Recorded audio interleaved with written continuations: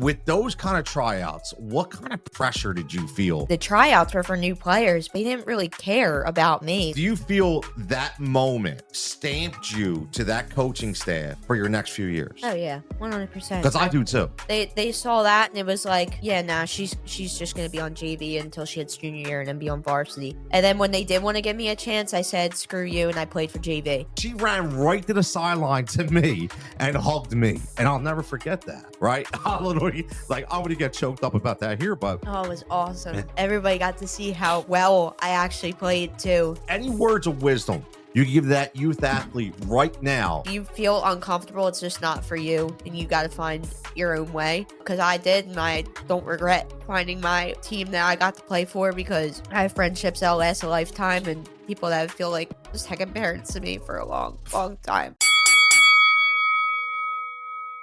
Welcome in everybody to this week's edition of Fighting for Overtime. Make sure you're following Fighting for Overtime on all social platforms.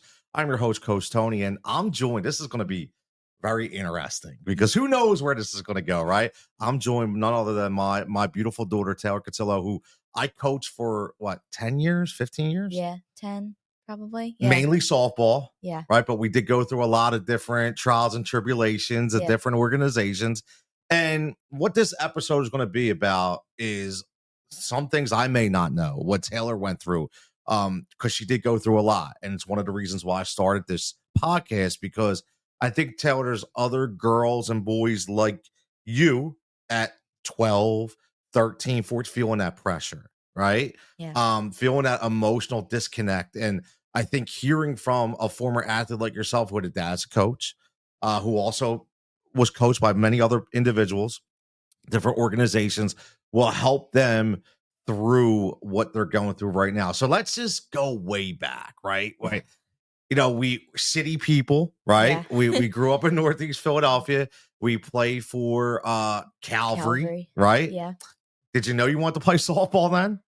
I don't even really know. I was playing basketball and I kind of knew I wasn't going to be good at that. So, I was the tallest girl out of everybody because I hit my growth spurt super early and I played center, and then they tried me at point guard and that just wasn't happening because I can't shoot the ball. So I just started picking up another sport and then kind of started playing once, and I played with a couple girls I actually cheered with at the time. That's And right. I enjoyed it. Then we moved.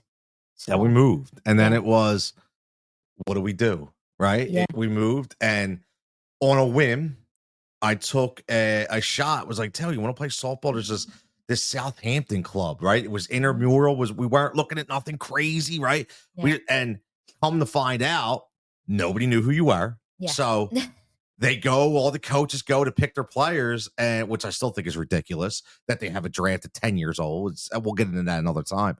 But they were like, who is this girl? And Coach Rich says, I don't know. I'll take her. Right. Yeah. And the rest is kind of history, right? Mm-hmm. Yeah. I'm thankful for that because if Coach Rich didn't take me, I wouldn't have my best friend. So That right. And and we're gonna get into that because best friends got separated, right? Yeah. And it's just gonna be emotional. You might see me crack a couple tears, might see Taylor crack a couple tears, you might hear her kind of crack her voice a little bit because this is emotional. Because what happens is when you share these experiences and you come up, it's really life-changing. It really is. And then sometimes you look back and it's like, wow, like it opens up some old wounds. And I'm going to be honest with you, sometimes when we do these things, it does open up old wounds, right? But go back to that, right? What a great experience. And we're not going to go step by step because this will be on for 4 hours, right? So I want to kind of get into the way you were feeling. So here's a girl from the city, knows nobody. Coach Rich, Coach Ken at that time, take us both in, right? Me as a coach, you was a girl who nobody knew, starting a new school, was 5th grade. Yeah. Right. So you go to a school, you don't know anybody, you don't know nothing. The first person you meet is Kate and Coach Rich, and you go through this intramural rec league, which I really think was super special, right? You made a lot of friendships from that. Oh yeah, tons. I mean, even when I did softball, I met Kate, Kayla, Paige, Gina, all those people. Then I did cheerleading. And then Gina and Paige were on that team, so I had 2 friends already starting with that. But Coach Rich, honestly, like, he probably made it the best, him and Kayla's dad, Coach Ken. Like they did. They made it a fun environment, right? And Yeah. that's why coaches mean so much, right? So let's fast forward a little bit because we had some tremendous times. And when you're a coach, when you're a dad, like I remember so many defining moments. Let me ask you this. If I had to put you on a spot right now, right? And I said, Taylor, one of your favorite moments just in when you played for Southampton and you were just on that intramural team where we did the mid-season tournaments, the end of season tournaments, right? We had the different colored jerseys. We had what was one of your favorite moments that you remember? Probably I hit a grand slam with a line drive, and it just kept rolling and rolling and rolling in the outfield. Nobody can get to it, and I'm the slowest person on that team. Heels. Probably. I can't run. I'm flat-footed. I don't run on the balls. My feet look like a duck. Shout out to my friend Nikki's mom for giving me that name. She called me her little duck when I would run the bases. But yeah, that was probably my favorite moment. That was the only home run I ever hit. I got kind of cheated out of a couple that I've hit in the past, but I that remember was that. the only real true one that I hit, and it was Grand Slam, so I guess I could count it as 4. How about and I remember that too because I missed the actual hit. Yeah. Because I was rushing from work. I was a shift worker at that time. What shout out to my morning dog who let me out early. I got there just as you were crossing. Like it was like the end of the play, right? I didn't see the hit, but you were so elated. You were so happy. You did get cheated because I remember deep run. Yeah. Where you smoked and of course they had a home run fence that was higher than the original. Yep. Would have went, they right? changed it like that year. And then at Welsh, I hit another one. Yep. And at the top of the fence, if anybody's familiar with that field, it's a black fence and it's got a yellow hose type dark thick thing on the top. And they had just put that there like 2 years later. And I go and hit the ball and it hits the top of the yellow thing and it bounces right into the girl's glove. You had some bad luck. Yeah, you I did. But you were a masher. And this is why it's a great segue into what happens next, right? Fast forward.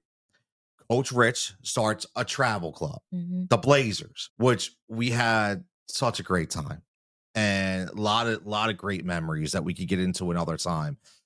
But that lasted for what? 2 years? Yeah, probably 2. Because then I started playing fall ball in Levittown. Right. We started playing, but before that, I want to get into a specific situation scenario. And again, it's the Fighting for Overtime podcast. Make sure you follow at Fighting for Overtime, TikTok, Instagram, YouTube, and wherever you get your podcast from. So Coach Rich, who your best friend, his daughter Kate, decides, and he came to me, okay, and he said, Tony, listen, I'm kind of in a world's end here, basically. He said, love this team. I love everything about it. But I don't think it's sustainable. And he was being honest, right? He confided in me and said his daughter, Kate, who we love Kate to death, said, listen, I love Kate. And if she's going to get opportunities, I feel like it's going to be for her athleticism. And I think she needs to go to a different program. So tough decision, right? And I'll be honest with you. And I hope to get Rich on here one day. We've already talked about it. And he wrestled with this for weeks. And he decided to take an open tryout with the Horsham Banshees, who I'm not a big fan of, full transparency. And we'll get into it another time. But he called me and said, hey, Taylor, at that time, right? You were the best hitter on our team, power hitter. You were raw. You needed work, like the lunge. Okay, right? We remember that. But you needed work. You knew you needed work. But he knew, he's like, you know what? Maybe this could be the spot for her to get the extra training. I didn't know any of the extracurriculars at the time. Neither did you. And a lot of things happened. Let me just ask you and look at the camera for me for a second. Let's think about this, right? I want your full emotion on this. You had a couple tryouts that didn't go great. Right. Number one, with those kind of tryouts, what kind of pressure did you feel when you were there? Like, honestly, like unfiltered pressure. What did it feel like? I went and all these girls were playing together for like, I don't know, since they were like 8. and I was probably like, what, 13, 14? So I was like, okay, they all been together for 6 years. And the coaches didn't really like, the tryouts were for new players, but they didn't even really care. Like, I think because now me and Kate have like the same personality, we're outgoing, but like Kate was just different when it came to that stuff. And I don't know, she got along with the girls. Kate was the type of girl that had like Uvu and would like FaceTime all these random people, and she would meet all these people through. That's how I met most of our friends, but she knew some of them before we even got there. So I was like, okay. And it made me a little uncomfortable because I'm like, now I'm coming from somewhere that I did know everybody. Now I know nobody again besides my best friend. And she had already known people. So they kind of developed like a friendship and kind of excluded me a little bit. And the coaches were just kind of they didn't really care about me. Like they knew that their girls knew Kate and that's who they wanted. And that's not a shot at her. Good for her. Let me ask you But this. Let me cut you off because I want to ask this question. Did it feel like almost they were taking you as a tryout as a charity case? yeah, And that's what it basically. felt like to me. Yeah, it was basically like, yeah, you can bring your friend along, but we're not going to take her anyway. So, I mean, doesn't really matter how she does, good or bad. And I don't think Coach Ritz knew that. No. I don't put that on him. I think he legitimately, because he was hyped up about it, right? Yeah. And let's. So you felt pressure. You didn't have a great tryout, even though we know you were a better player. Yeah. Right. Than what you showed. Because listen, you were 12, 13 years old. Like there's a lot of pressure, man. Like people don't understand that. Right. You go with this club and it's all these people that you don't know, and the coaches don't really make it an inviting atmosphere, right? Right. And then you guest play at a tournament. Now, I told this story myself, but I want to get your own view on it. And I remember this. It was a tournament. They had you guest play. They put you in the outfield, and you misjudged the ball. Yeah. You remember that? Which, like, I think that was I was only playing outfield for like a little bit because you were third base, first base. Yeah. Before you even got to the catcher realm. Yeah. I played first, third, and then it was like, all right, everybody knew I wasn't fast. So it was like I was not going to play center field. I could play right or left. They put me in right field, which usually if I did go in the outfield, I played left. So this was a completely different perspective for me. And girl hits a line drive, and I couldn't tell if it was going further back. And they teach you all the time, first step's always back. So my first step's back, misjudged it. It was a lot lighter than what we had expected.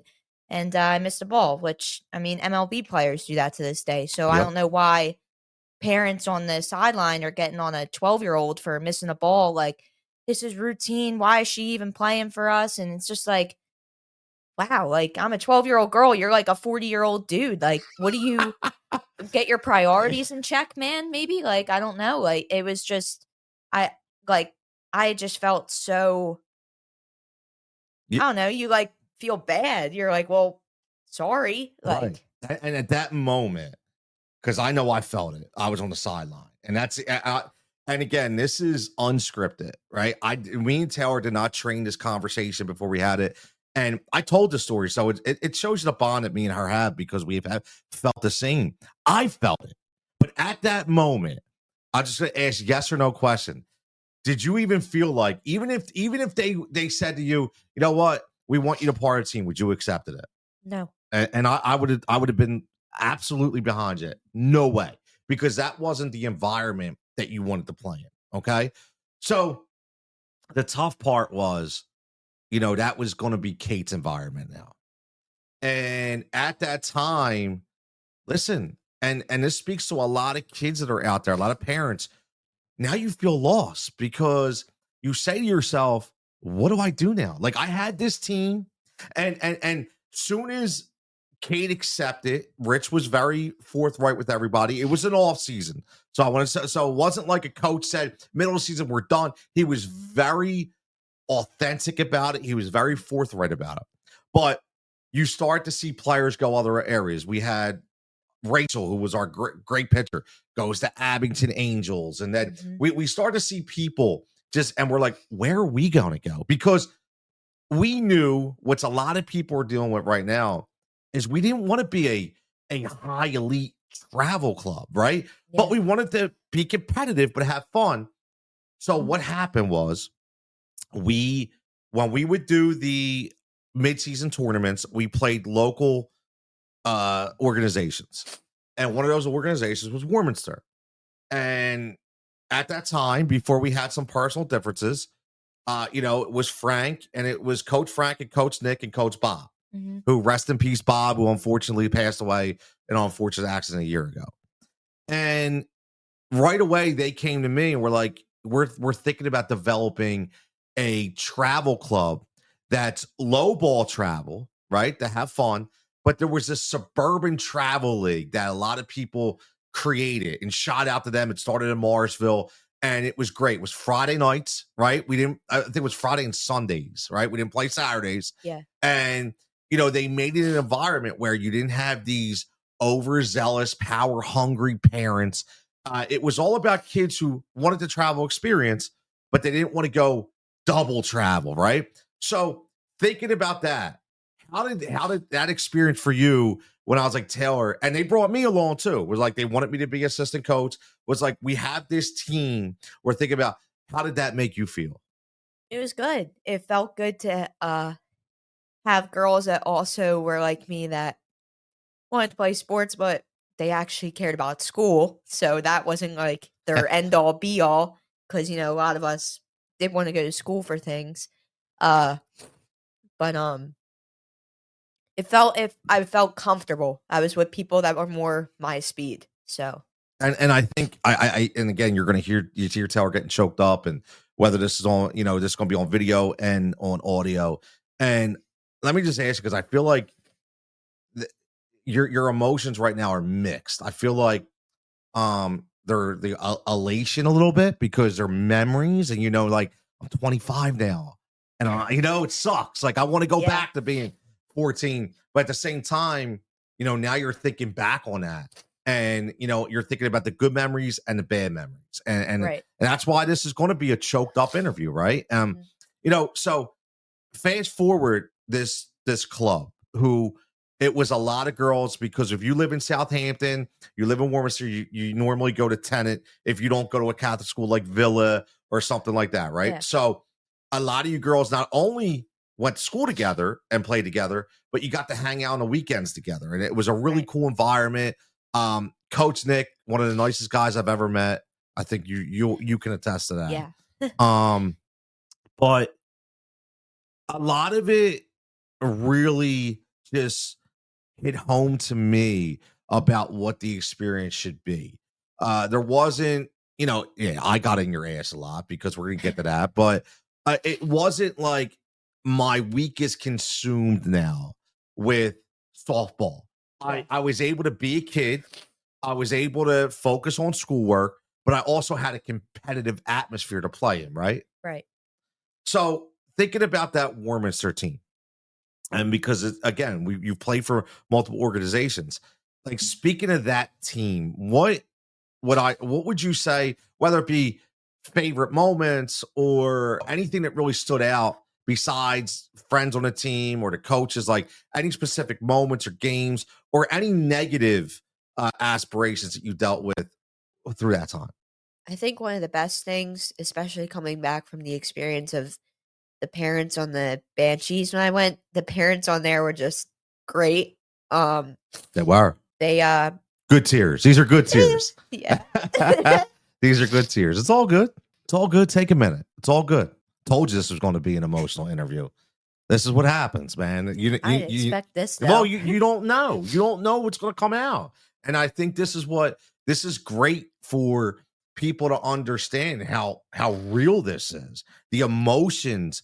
And think about it. If you're a parent right now, or if you're a child watching, like, think about the emotions, the raw emotions that you're dealing with right now, that maybe you don't even know your kid's dealing with, right? And maybe the kid doesn't even know they're dealing with until it actually happens 10 years down the road. We're reliving it right now. Yeah. But I bet you, let me help you out, because I think what you really are talking about is what I felt. Like I remember Nikki's mom, and I remember Frank's dad, Cassie's grandpa, like people that actually like I'm getting choked up now, but people that actually cared. Yeah.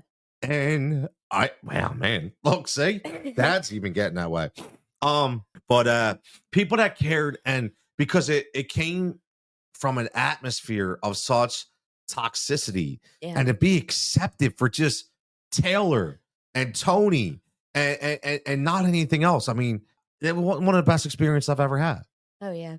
And then, losing your because Kate and I mean, we're best friends to this day. I mean, we just her and her boyfriend just came to my house warming and hung out with me and my boyfriend, and we were talking and everything, and me and her have talked about before, like not being friends for like I don't know 3 years just because of softball. So it sucked. I mean, going on that team, and I was able to meet people like Nikki and Cassidy and Maddie and Devin and all those people. And then my friend Kayla came with me. So it was like not only did I already know somebody, but there was other girls that were in the same boat. Like they cared about all the same things as we did.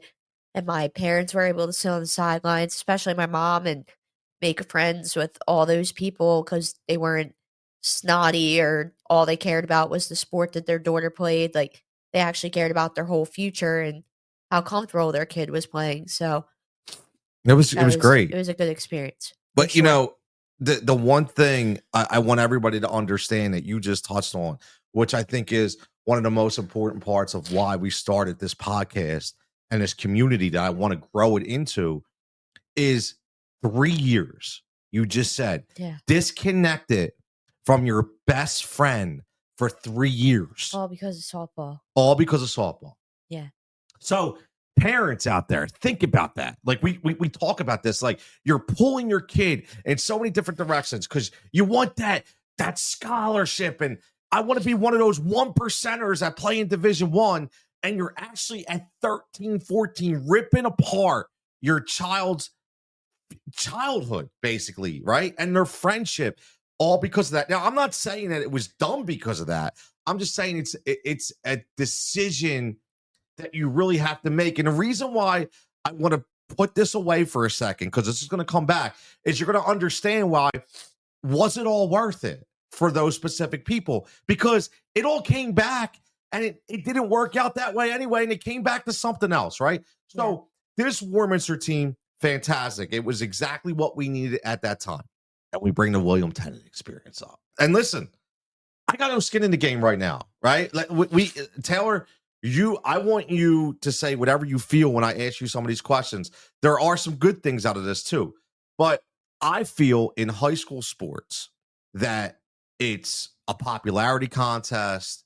It's all personal bias. And I've mentioned this before.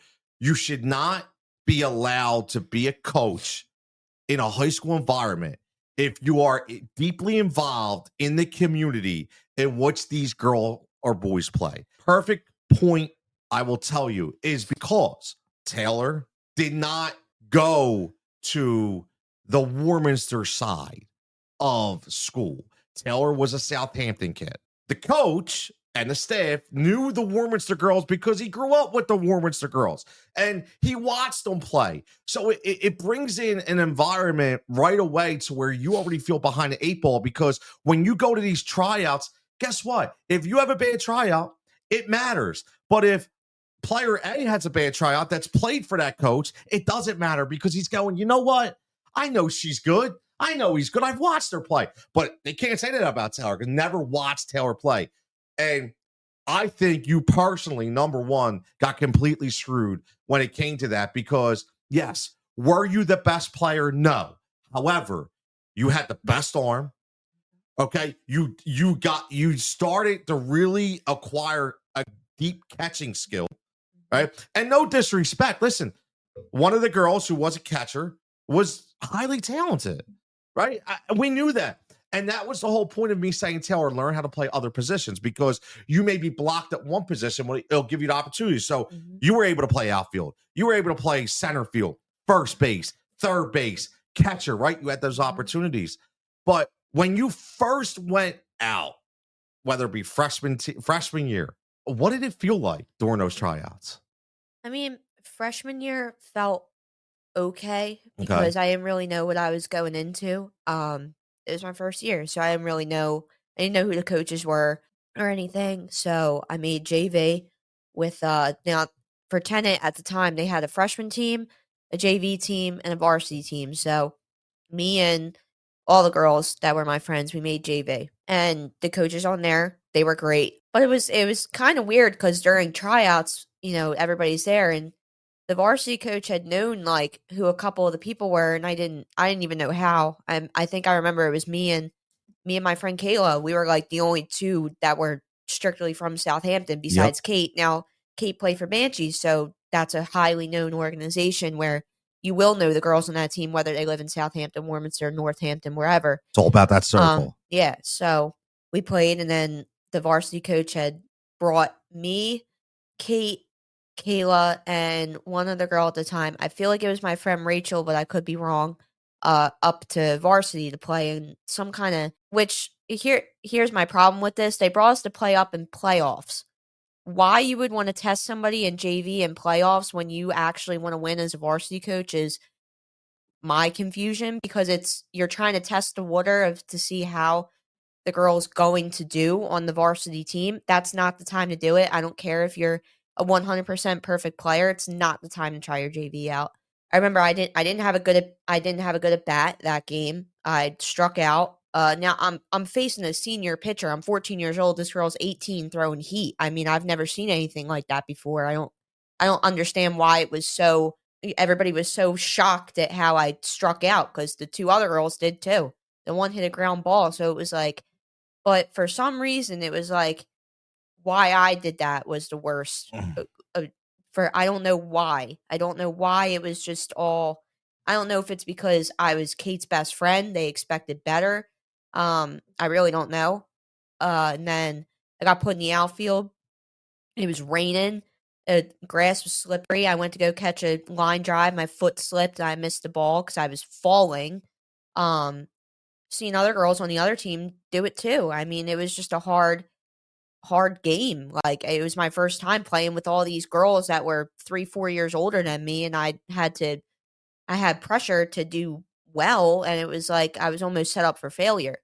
When at the time, some of the varsity girls that were on there, my friends knew or have played with for at least a year, so they kind of knew their dynamic. I mean, or it was the fourth girl was Cassidy. Cassidy played with Marissa, Yep. so she knew how she was. They knew how to play together. They had a dynamic. They already had and it's not. Listen, I want to make this statement. It's not about the girls. Yeah, it's not We're just making a point that they did indirectly, which they didn't realize, right? right. That they had one leg up because of that fact. Correct. Yeah, yeah. So, do you feel, because I want to fast forward this a little bit, but do you feel that moment kind of stamped you to that coaching staff for your next few years? Oh yeah, 100%. Because I do too. They saw that and it was like, yeah, nah, she's just gonna be on JV until she hits junior year and then be on varsity, and which I think is kind of crap, but whatever. I didn't respect them anyway as a coach. I didn't want to play for them. I specifically elected to play for JV for my junior year because I Yes. despised Think the about that. varsity coaches so much, especially the one girl. I like I worked so hard catching, and I threw my best friend out from my knees, and she is the fastest person on any team that I've seen. So, like and shout out to her dad because Yes. he taught me how to do that. He And put you were, me in. yes. Yeah, Go ahead, he I'm put sorry. he put me in the batting cage and have the pitching machine throw balls to me, Man. so I would learn how to catch correctly. And seeing girls that were catching over me that couldn't have cared less if now let me make something clear. When you're playing sports in high school, school is always first. You cannot have your sport comfort. You can't play if you don't pass. And these coaches, that was like all they cared about was sports, sports, sports. Well, good luck having the girl play if she can't pass the class because it's not happening. And I remember there was girls that would go, they didn't feel like going to practice, they didn't feel like doing this or that, but they're playing over people that actually care and they want to play. And the skill levels are completely different. But if you were a part of that clique, if you talked to the coach enough, if you kissed their butts enough, it was, you got whatever you wanted. And it was pretty unfortunate. And I'll never say I'm the best player. I'm not. But at the time, I was probably the best catcher that team could have had, and they decided not to play me. And then when they did want to give me a chance, I said, screw you, and I played for JV. And then I didn't play my senior year because it was like, you don't even deserve my effort and time. And I was playing for the Hawks, so I didn't care. So that was totally a Jigsaw moment, which I love. You like Jigsaw Jr. And that's what people would call me, my radio name, for those just tuning in. But listen, Taylor, I couldn't agree with you more. And everything you just said is what I echoed for many, many years. And let's talk about this, because again, we may have to do part 2 of this interview because there's so much to talk about, and you've been fantastic. And this is what I love to talk about. You specifically said you decided, and I want to get into this, so I'm glad you brought it up. You decided your junior year to say, I'm not playing. I'd rather go play in junior varsity, JV, because I want to play. I want an opportunity. I don't care about the competition, and I don't care. I'm not trying to go say I want to go to a Division I school and get a school. I don't even know if I want to play in college. You said I just want to play. I want to have fun. I want to be. You like the coach better, because let's face it, the senior coach at that time, before he left, was a drunk guy who sat at the bar. Who knew all the bar people. I think he was a complete asshole. I have no problem saying that to his face. We went up to school, at a time where I had an issue, because let me throw this out there for everybody. The principal at that time, Mr. Best, Dennis Best at that time, specifically called me on the phone, because I had an issue with something, and I'm not really going to go deep into it now, but I had an issue with the athletic director and the coach, and it was because Taylor at that time, I got to give her a shout out, not because she's my daughter, but because she worked her ass off. She was working 25, 30 hours a week at Chick-fil-A, trying to be a manager, assistant manager at that time. Why in National Honor Society, getting straight A's, and she was trying to juggle a softball schedule, and she was getting reprimanded because she had to miss a practice while she was trying to get covered because she had to go to work. So I say that because this principal at the time called me personally, and you know what he said to me? He said, Mr. Cutillo, I really apologize that you have to force your child out to work to help support your family. This is what this principal said. Like, I was forcing my kid to work 20 hours. Like, number one, who the hell are you? Number one, that was not the case. But number two, to think that I'm sending my kid out, that was his response to me. It wasn't, no, his response was, I apologize for you having to send your kid to the workforce to help provide for your family. Talk about disconnected. That's how disconnected it was. So I wanted to throw that out there. But Taylor, that decision, you look back at it now to say, screw senior year. You forego your senior year. You didn't play your senior year. I didn't even try out. I said whatever. You were done. Yeah. But your junior year, for saying, I don't want to play on varsity, I'm going to go back to JV, or I'd rather go back to JV and play. How did that feel? Felt good. I got to play with people I actually liked and cared about, and didn't just care about the sport. We were just there to have fun. And I got to play the position I wanted to, because that's the position I was good at. Not saying I couldn't play any other positions, but I got scouted out by my travel team for playing that position and third base. At catching. Yeah. And that's how I ended up playing for the Hawks. Like, I got scouted out by playing on Warminster by my coach, just by playing them. And we had the worst rivalry between teams. Warminster Warriors and Northampton Hawks had the worst rivalry because everybody hated that coach. Coach Frank was one of the best coaches I've ever had. And we're going to get into that, because that's a very funny story. I just want to bring out one moment before we go to the Hawks, and we kind of get those experiences. But center field, So just so everybody knows, and Taylor know where I go because this is an emotional moment for me. But Taylor played many different positions. I remember specific moments in Taylor's upbringing in softball and in all sports, but specifically softball because I was deeply involved. I remember a specific play back with Southampton to where we were in an end of the year tournament. We were playing for the championship. We were playing the pink team in Northampton. We hated them. They hated us. And Taylor ended the game on a chopper to third base where she got the ball. She tugged third base and she gunned the girl out at first. Bang, bang, double play. We won. That's a defining moment to me. But one of the most, defining moments to me was JV playing center field. And listen, parents, give up everything to go watch your kid play. I'm telling you that right now, because I'll take this to the grave. Taylor in center field. She gets a ball. She comes in. She dives, gets up, and guns a girl out for a double play at first base on a line, on a rope. And the best part about it was not only was she extremely happy, most kids go run to the bench. No, she ran right to the sideline to me and hugged me. And I'll never forget that. Right? I'm going to get choked up about that here, but like that moment to me is what being a parent of an athlete is all about. That moment to me just that symbolizes everything that me and you worked for. 8 years old, 9 years old, 10, 11, 12, 13, 14. Taylor, you got to throw the ball the right way. Taylor, let's go out and your wrist movements and how can we do it? Me and you, and that was huge. I mean, that moment, what did that mean to you?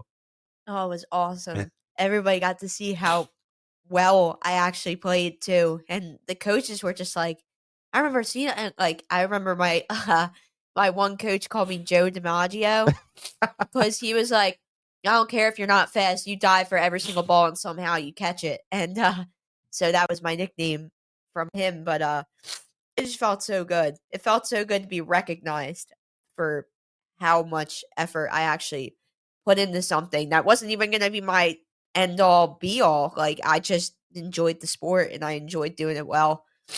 And it just felt good from not being recognized at all to being recognized by the players and the coaches out on that team and the parents. Like, it was just awesome. It was an awesome experience. Yeah, it really was. And I think that just, that kind of wraps up your senior year.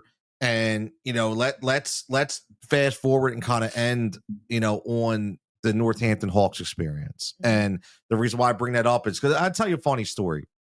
So Taylor mentioned Coach Frank. So Coach Frank, who is the father of Mackenzie, who was on this podcast about, go look at it. It was last year in season 1, who was our pitcher for Northampton, played for Council Rock, grew up through Northampton. Her dad, Frank, as the coach, and she was fantastic. She's a fantastic real estate agent right now for Rock House Real Estate. And I was a very adamant coach, right? Taylor knows this. And everybody knows this from knowing me from a radio personality and stuff like that. But I didn't have a nickname Jigsaw back then, but it probably would have fit. I got in a lot of arguments and a lot of back and forth. And Coach Frank was Thrown the out of third games. thrown out of games. Taylor knows. I mean, listen, I don't condone it. I look back at it now. I was just a very passionate coach. I cared a lot about my kids, not just Taylor, all my kids. And I hated that they would get cheated out of moments because of bad calls, stuff like that, all the work they put in. Well, Frank was the third base coach for the Northampton Hawks at that time. And Frank when Taylor played for Southampton, Warminster, wherever, he would always be talking to Taylor. And Taylor, just let's for straight up full transparency. When you would come in the dugout, what would I say to you? I don't know how much I can say, but I want you talking to that asshole.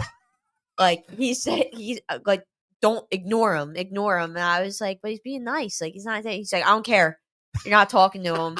And he was just everything he said to me was just commending me on how I played. So it wasn't even like how he wasn't even trying to like be rude. Because I mean, I've versed other teams where they knew I lunged at the ball, and those coaches would purposely have the girls like lob pitch the ball because they knew I would chase it, and they did it on purpose to have the team make fun of me, and like he didn't do that. All he did was commend me for how well I played. So I just was always confused, like, oh, why we hate this guy? Like, why we hate the team? Like, I don't understand.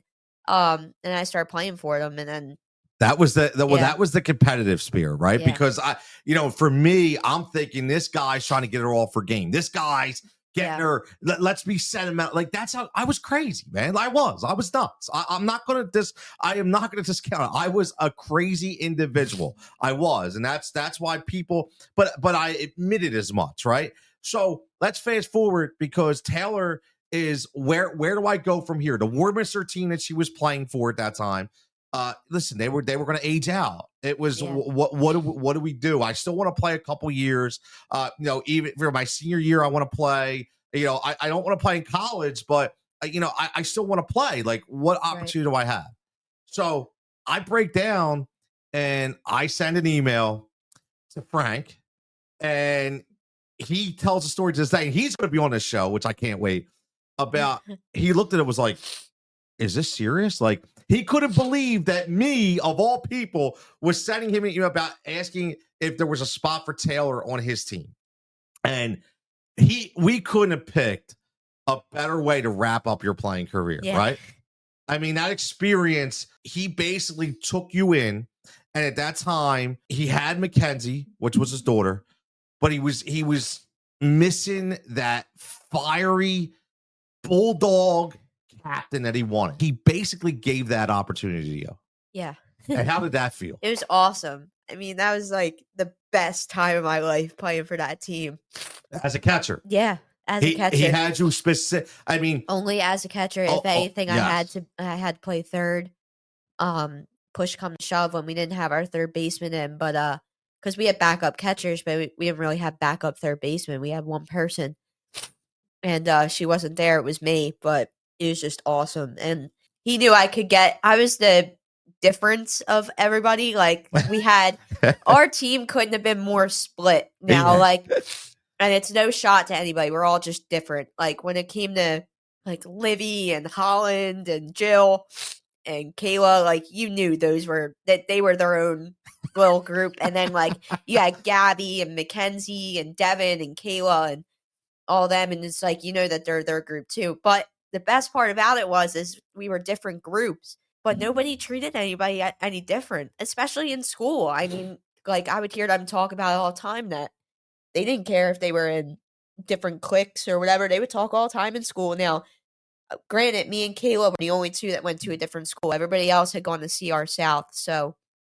that was we didn't ever really see them unless we had to play them in high school. But it was just cool because it was like I love Ken's to death, but man, she really came off as that like bratty kid. Because I would play her when I was on Warminster, and I would always think the Northampton girls were so snotty, and then I got to meet them, and they were like some of the nicest, coolest people I've ever met. She was listen, I agree with Taylor, right? And I tell Kenzie this, and Kenzie laughs, and I call her my beast because I didn't like she would pitch to her arm fell off. Like I did not expect that out of her, right? I did not. And what you, man, that experience just for me, like not only did they welcome in Taylor, but they welcomed in me, and they just didn't welcome him. They gave me a really definitive role, on that team. Like, Frank was like, listen, man, I want you to be my first base coach. I was taking mound visits. I was helping train. I was running practices.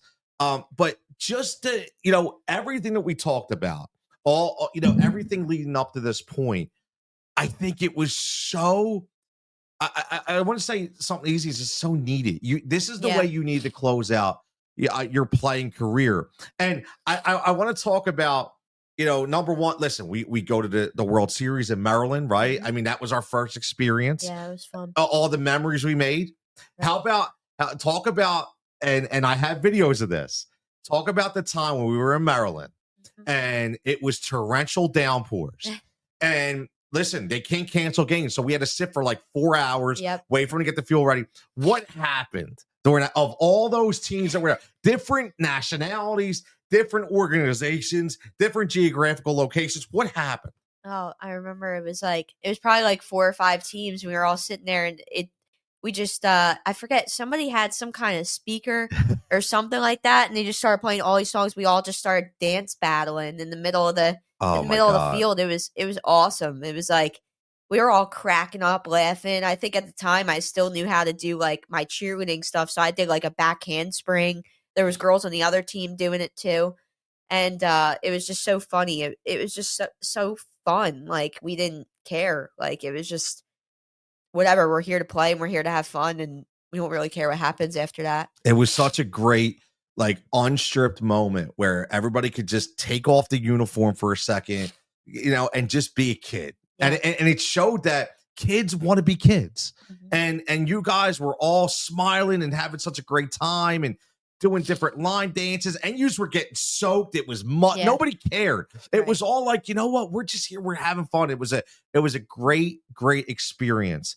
And I commend Coach Frank for giving us that experience because Yeah. you had a lot. Now, one last moment I'll talk about, and I want to get how you felt about it. And then I want you to kind of speak to the camera and speak to the youth athletes, because we're gonna have part two of this, because I want to talk about, so we didn't even talk about the cheerleading aspect. Taylor was a cheerleader for many years, and she was gripped with the decision about what do I go all in with? Do I go all with cheerleading or softball? And that's going to be part two, because I think a lot of people are facing that right now too. But Taylor, the defining moment, Coach Rich, who again, right, that Southampton, Horsham, then he starts the Revolution team. And you had a decision. He wanted you. He did. He came to me. You were playing for Hawks.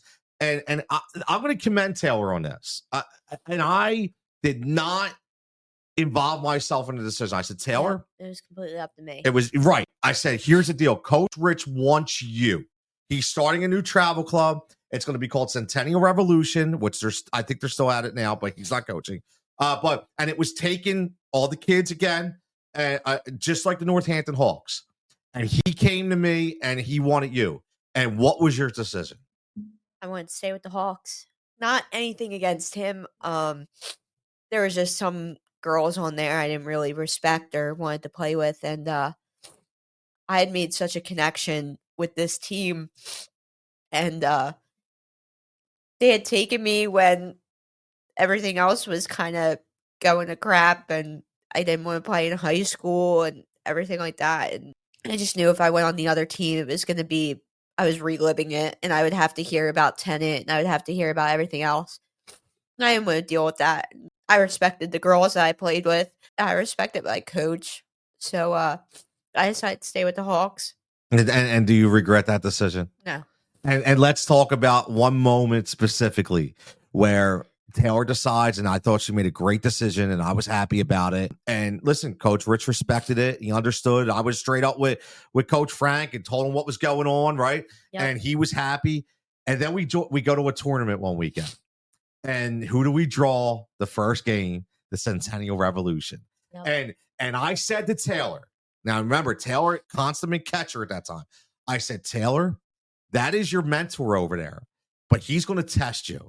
The first chance he gets, he's going to run on you to see what you got. Yep. And Taylor, what happened? So I think Kenzie was pitching that game. Yep. And which never happens, but she walked Kate. And Kate's fastest girl on their team. She's a leadoff hitter. She can switch hit and she can slap. So she walked her. She got to first base, and just immediately in my head, I'm like, I know he's gonna have Kate run on me, and it's gonna be on like not a strike, because he knows I can throw people out. It's gonna be on like a ball in the dirt. Ken's at the time was working on her drop curve, I'm pretty sure, and I had her throw it. It threw right into the dirt. Now, if I let a ball pass me, that was a rare occurrence. Like, I did not care if I got hurt. I would stop that ball by any means necessary. And I remember I was on the ground, I stopped it, and I was on my knees, and he had Kate run. Remember, he was the one who put me in the batting cage and would have these balls thrown at like 70 miles an hour to teach me how to stop. And he taught me how to throw for my knees for like hours. He would take me, even if my dad wasn't there, he would take me to the field and have Kate stand at second base, and I'd have to throw her over and over and over again. And I stopped the ball and I threw her out by like 5 feet from my knees. And it was just my whole team was electric after that. I remember Devin, I think, was jumping up and down on the second base. She was so happy. And my coach, former coach, Coach Rich, looks at me and just winks and points to me, and he was like proud. Yep. Think about that. It'll get me choked up, but because I'm really good friends with Rich. And it was like, there's a guy who's competitive as hell, who's watching a former player not only throw out his fastest player, but his own daughter in a competitive environment. Yeah. And he didn't care. He was so happy because he knew that she could do it. And he even gave me that look, right? And it's emotional for me too, because we've been through a lot. And that was a great moment. That was a really, really good moment to wrap up everything that dealt with and everything, how hard you worked and things of that nature. And unfortunately, Taylor, your career ended a little too short, right? Yeah. Your last season, we went to a tournament. You were actually being scouted at that tournament at that time by one of the I think it was the Bulldogs or whoever it was, and wanted to know who the catcher was.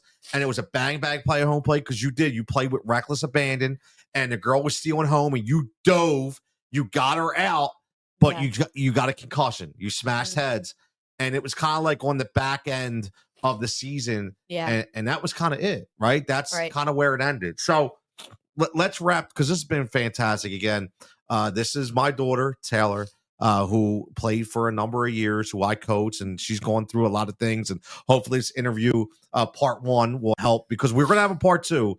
I promise. We're going to come back and at another time and speak on her cheerleading experience and the decisions that she had to make, and some of the things she dealt with from a mental health perspective from that.